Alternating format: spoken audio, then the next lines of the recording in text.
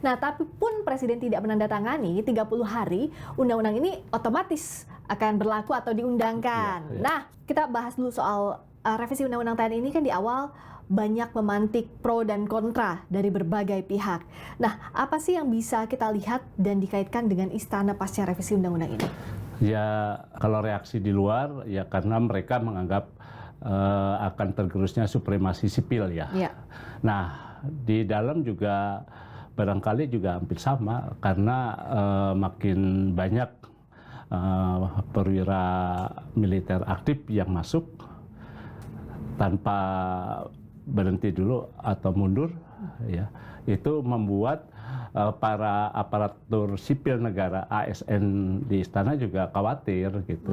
Oke. Nah, sebelum masuk ke sana, tapi sekarang kan posisinya itu sudah setelah disetujui oleh DPR dan pemerintah, Ya, sudah diserahkan ke Presiden Prabowo Subianto lewat Sekretariat Negara, betul ya Mas Har ya?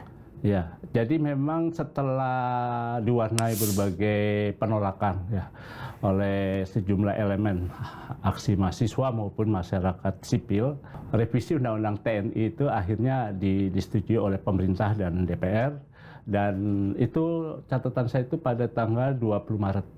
Nah, hari itu juga setelah sidang paripurna di DPR itu langsung dikirim surat untuk menandatangani dan juga untuk naskah final dari DPR untuk ditandatangani oleh Presiden Prabowo tanggal itu.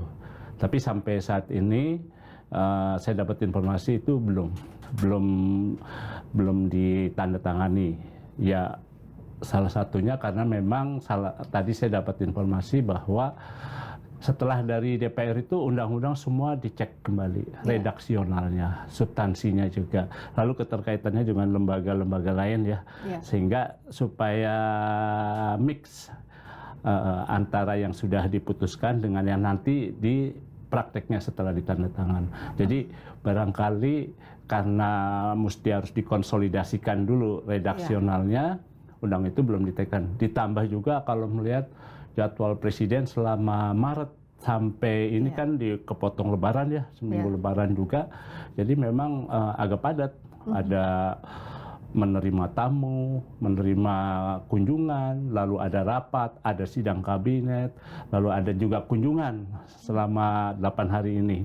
Dan juga ada pertemuan dan juga open house dengan warga waktu Lebaran. Ramadan jadi sampai Lebaran itu ya.